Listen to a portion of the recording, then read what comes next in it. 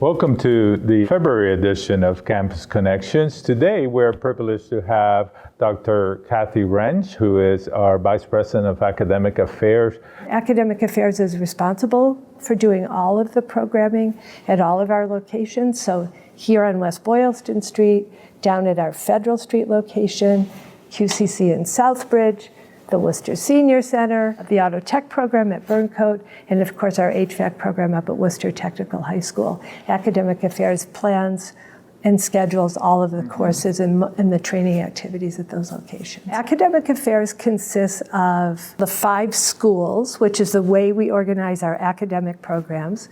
We actually have 9 different areas of study that are in those schools. In addition to that, we have a whole area called College and Career Pathways that focuses on all the ways that students can prepare to come into the college. We have a very robust early college program, which allows high school students to take courses while they're still enrolled in high school, get some college credit so they have a leg up when they get here. We have a Center for Workforce Development that works across the community with our corporate partners and with other community-based organizations on training the incumbent workforce or getting other people trained to enter the workforce in short-term job skills.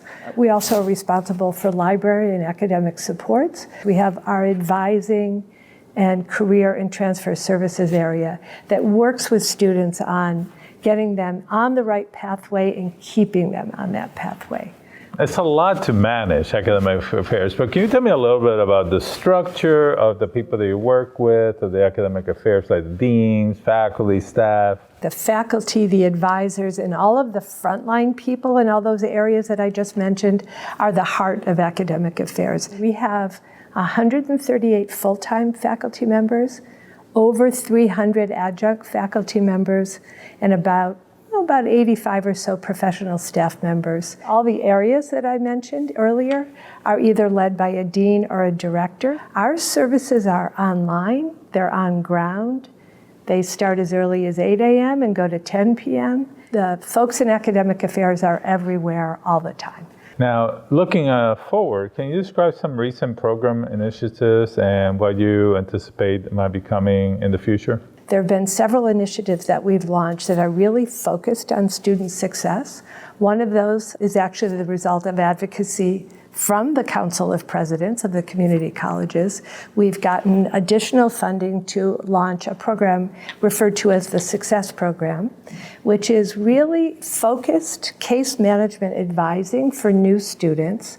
What the Success Program really does for our students is give them one person, their person on campus, that they could go to talk about their career aspirations, their academic goals. If they're having challenges, their advisor might help them connect to other resources on campus, but they're not trying to find all those resources on their own because they have that one person. We're also using a couple of technology platforms. One of them is referred to as Quinn, that's how the students would know it, that allows us to send positive messages to students throughout the semester to help them stay on track, make sure they know they're not alone out there. We've launched a student success platform called EAB Navigate, which is a one-stop platform for students, faculty, advisors, all to communicate with each other. With all those are all layered together.